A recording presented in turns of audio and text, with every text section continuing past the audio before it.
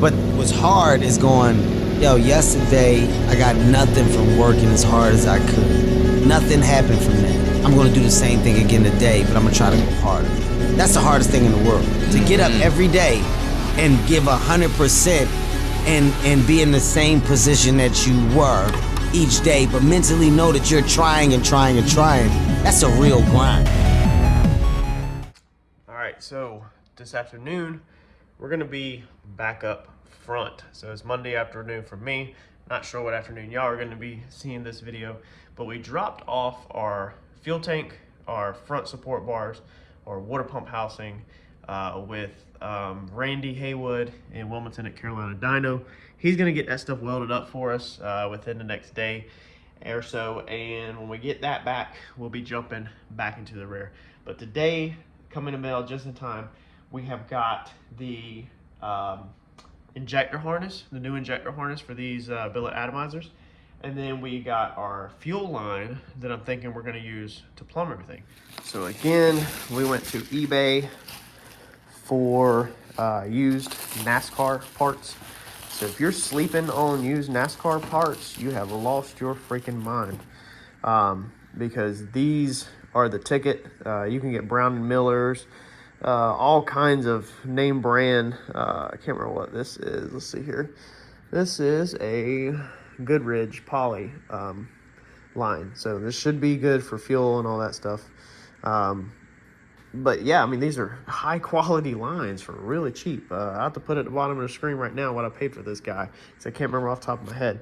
But we went over this many times in the past. If you're familiar with the channel, you know that we buy a bunch of NASCAR takeoff lines. Pretty much this whole car is plumbed with NASCAR lines. So that's going to be our line. And then this box, Holley was from, we got it through TKM Performance. So I hit John Boy up and I was like, hey, we are changing the injectors on the car, which I think most of them up there probably know what I'm doing, or some of them do, that are on my Facebook and stuff. And I was like, we need the new harness. So the other week I had unplugged, let's see here, this guy right here when we were filming the injectors video, and that night before I went to bed, I wanted to make sure that the injector would plug in, and sure enough it didn't plug in. So I hit TKM up. I was like, I don't remember what's on here parts wise. I could find out the information, but I ordered all the wiring for this car through TKM Performance. So TKM has built the motor, they have supplied the wiring for the motor in the car, and they have tuned the car. So I try to keep everything in-house that I can, so that when we're changing like this, I can just hit John Boy up through email, super easy, and be like, hey, what do I need for my car? And then he looks back at my account and he can say, well, the current harness that you're running now is this part number or whatever, and you need this part number, because he has the whole wiring for this car. The only thing that we wired, Chris wired, is, you know, we made everything work basically. So fuel, battery, all that stuff. But actual harness is a plug and play harness. If you remember, or if you're new to the channel, we went over in the past of what drives this car and everything. So he was like, for the Atomizer 500, you're gonna need this. Now I checked my wholesale account, I'm gonna be honest with y'all, and my Summit Racing wholesale account was literally the same price as TKM. eBay was pretty much the same price as TKM.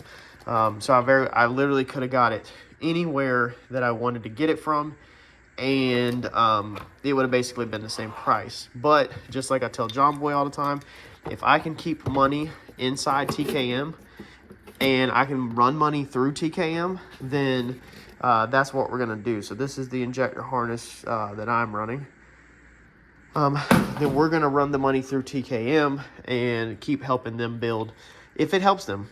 If it don't help them, then I'm just trying to do my part. So we're gonna get our old one out and we're gonna get this new one in, and hopefully everything goes issue free. So we're gonna focus on all of this and get some fuel lines unhooked, harness out of here, and start working our way down. Another cool thing about buying the NASCAR harnesses is that sometimes some of these sellers put caps in their line. So I mean, look at that cap.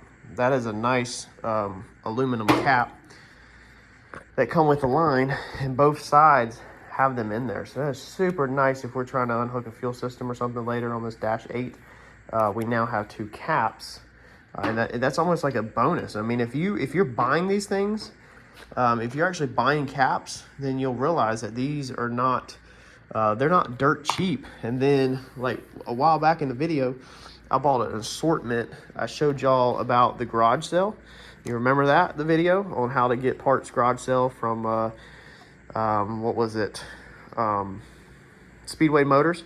And like I had bought like all these caps on a garage sale deal, and they worked really good this time taking the car apart, because I was able to kind of help stop with a little bit of dripping, or like put it in the end of the fuel pump and stuff like that. But when you buy these lines and you look up and they come with caps, I mean, you can see they're 2 different caps, because this is just what the seller had. So more than likely when the seller bought a whole lot, because these guys go in and bid on whole entire NASCAR race operations, is they probably got a bunch of caps, and then they just cap the lines up as they take them off for storage, so they don't get nothing in them. Other sellers will sell all the caps separate on eBay. Just depends on who you're buying from.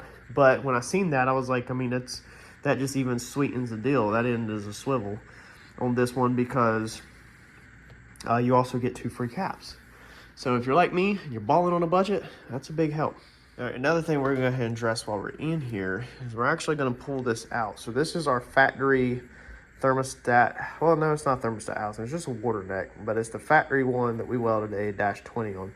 Now we're switching, as you know in previous videos, over all this over to Dash 16. So our inlet and outlet lines need to be Dash 16. We got to figure out what to do about this Dash 12. This was, I think, a heater return line or whatever. It had to do with the heater return on the factory system, but we kept it.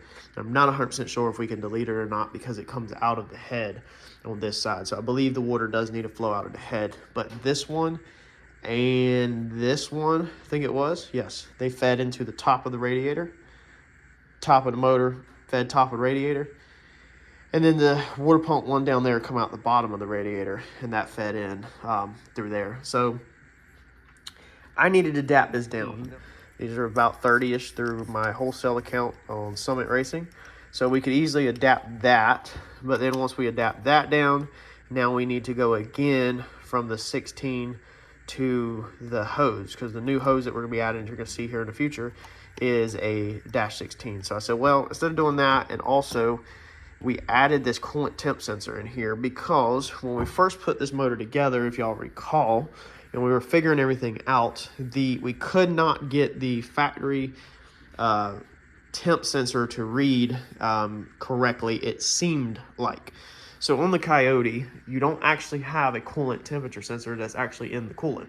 The sensor's back here on the back of the head, and it basically reads off of the head. When you undo that, if you watch one of our videos where we were doing transmissions, it's actually hollow. It literally reads the temperature of the head, and it does not read the coolant. So that wasn't triggering right away. I don't even remember why, but it wasn't triggering right away. And so what I did was I come in here and I added that to it. We had Mike added that to it back then. And then we put in a Fox body style water temp sensor. So now the car is reading the temperature on the head, which is how the Holley is designed to run. And then this is an add-on in your inputs or outputs. This would be input, I guess. This is an add-on that we added. However, I never finalized the chart on this so it would read properly. And we have never used this. So we are going to, while we're in here, I'm trying to delete as much stuff and get as much stuff out of here as I can now that we've kind of learned. So we've took the car out quite a bit, and I know people think we're not making progress and we're not doing much of anything while we're out, but we've already learned so much about what works and don't work kind of, and with this car so fast, that's the reason why we're kind of making upgrades and changes, and I flat out enjoy it.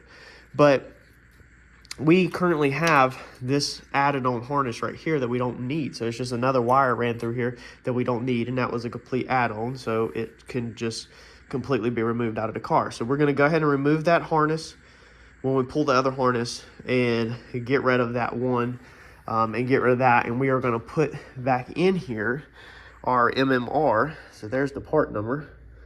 Okay, so this goes right over top of where this went.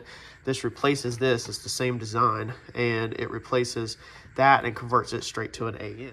So we are going to put this one back. We used to have this one on. That's the reason why I don't sell a lot of my parts, because I really love changing stuff up and working on this motor or engine. So we're going to change that while we're in here and go ahead and put this on. I got to find the bolts for it. I don't even remember what bolts come in it.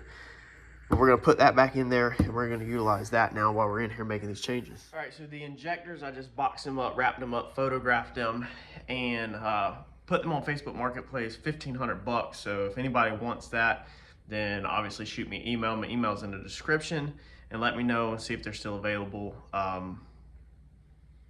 for sale. And we can work out payment, shipping, local pickup. You can come by the shop. I'm in Wilmington, North Carolina. You can come by the house if you want to pick them up, check out the car. Whatever you want to do, you let me know. I'll get you my phone number. You can call me. We can sort out all the details. Injector dynamics, 1300s XDS. So if you want to look up the specs on them, you can. You've seen what we've done with them in the car. You see that if you've been watching all the videos, you've seen that we've had 0 issues out of them. We've never had a lick of an issue out of them injectors. They've ran flawless. They're in good shape. They come with the spacers that I was using to run them on the Holley rails. Basically, you should be good to go. If you need the harness, let me know. I'm probably going to put that for sale on eBay, being that's a little bit more of a specific harness, maybe Facebook also. But I can let you know the price on that also if you need the Holley harness for whatever reason, if you're running the Coyote and you're running the same style harness. So let me know if you want them. So before, I already put these in the box, so I figured I would just pull the box back out for you. I'll kind of show you. I just open one up. So there's the difference in these 2 injectors if you want to see a comparison, if nobody's ever held them side by side for you, anything like that. So these are what we're switching to. These are the 500s. And these are the injector dynamics. So again, let me know if you need them. I've got them all nice and neat. You could clean them if you want, whatever, but I mean, y'all know, you watch the videos, you know they come out of a running car, no issues. I've put them in brand new paper towels, wrapped them up in bubble wrap, and can ship them right out. All right, so how do you make your new Holley harness with all these tags and everything hanging off of it look more like this, a little more professional looking and more clean? These are actually the same harnesses, believe it or not. They're both Holley. They're different injectors, but when we compare them, that looks way cleaner than this one with all the wires. So what did I do? How did I do it? What we're gonna use is, let's see here, we're gonna use Tessa tape, okay? Tessa tape, scissors, and zip ties. So what I've actually done on these are all professionally labeled with what cylinder they are, is we simply just cut this off right here. So when they send you these, they include, I mean, it's basically 2 times on here. So we're just gonna come through it, cut that pigtail off like that, and what we're left with is this little tiny piece right here. Now, if you can get this thing loose enough to slide it down like that, which is what I'm gonna try to do on all of them. I've actually already pulled some of them tight, but I'm gonna see, oh yeah, okay, so they all should slide. We're gonna change it up. Last time I kind of left them right in the middle, but we're gonna pull all these down towards the ends. And then, oh yeah, it works amazing. Okay, then after you've cut it, you're gonna actually just take your band and you're literally just gonna fold it around like this. And I'm gonna try to do it a little cleaner as soon as I put the camera down. But we're gonna wrap it around like that, okay? And then right through the number sign, right here in the center, we're gonna put a clear zip tie. That's gonna make it look like it's been professionally labeled for the most part. And then we're gonna use Tessa tape, and we're gonna wrap the exposed wires up all the way back to here, so you don't see all these exposed wires that are tacky and unprotected. And we'll go over the branch. So they just use regular electrical tape. I go over it with Tessa tape. So let me do that real fast. Let me pull them all down, and let me zip tie all the harnesses up. This is just a small detail that's gonna make your harness look a little less plug and play-ish, and a little more professional in the end. Let's go. All right, so look at that. look at the difference that made from one clip to the next clip, that you can see how much nicer overall that is. Now you could just send it and stick it in there and go fast and be in the winner circle and you know, roll from there. That's perfectly fine. There's nothing wrong with that. But looks are a little important to me for the most part. If you remember the backstories on this car, this was supposed to be a show car with about 400, 500 horsepower, 351 Windsor. We had the Windsor. We went through a bad experience with the engine shop, not TKM, and it has grown into this. First and foremost, I enjoy building the cars and seeing the work of art that comes together from building it in your hands. Now, I suck at welding. My paint is decent. I'm not the best at none of that, but I think overall I put out a decent looking product, you know, and I try to do the best I can in DIY format with basic tools like y'all are doing. Now, something as basic as this harness, you don't need your car in an air conditioner's garage with Street Outlaws on TV and all that crap. You don't need this, you know. If you're hot and you're working in hot environments like I used to also, and I didn't have the luxuries of having a home with a climate controlled garage to take my time, you can prep things like this in your bed. You can prep things like this on the kitchen table or on the floor of your bedroom. And then that way that's done. And then that way when you get to your car, if it's in a storage unit or outdoors in your driveway or whatever, then it's just simply plug and play. So don't use the excuse, you know, that, you know, you don't have like a garage or anything, because you can do these kind of things. Their preparation work before the install is all it is. It's getting kind of late already. It's a weeknight, it's Monday night. So I'm at least going to try to stab this thing through, but I don't know how much more I'm going to push myself tonight, because I worked all weekend every night till pretty much midnight, almost 11 or so out here on this car. Get this thing stabbed through and then see how we feel. I think we might be going to simply go ahead and call this one a night.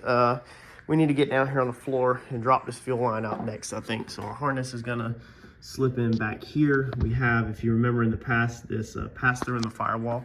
But here is our current feed line. So you can see that it goes down. Looks like it's wrapped with electrical tape, but it's not.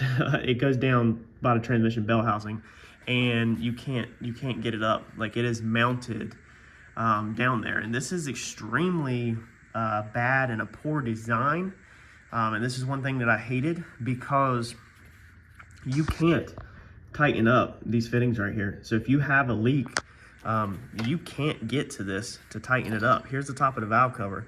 So you can see I can get to these upper fittings, but I can't get that. I can't get them down there on the bottom. Like, I can't, there's no way I could get to that stuff. And that's what I'm trying to eliminate, is lessons I've learned. When I actually did this, we basically, when the motor was out, we cleaned some things up and changed some things, and I didn't want to undo the back half of the car, all the fuel lines. So I took what I had and I rerouted it, and that just happened to be where it fell at, and that's what I rolled with. I'm using these short banjo style -8 AN feeds. So these are also NASCAR, but these are Brown and Miller Racing. And that's what I feed all my fuel rails with, is banjo ones, because they'll come straight off at a 90, so you have a lot of room. This time I wanted to change to longer banjos, so I think these are anywhere from 9 to 13 inches. I think is about the 9 to 11 inches probably. So there's not a lot of line there to get the Y out from underneath that intake. When I originally put this thing together, I wanted everything to be tucked and hid up underneath the intake underneath here. That way you didn't see a lot of wires and stuff like that. You can do clean wire jobs and clean line jobs like that, but then when it's time to service them, if everything is hid, then sometimes you have to take multiple things apart just to get to it. If you remember in the past, our regulator used to be down here.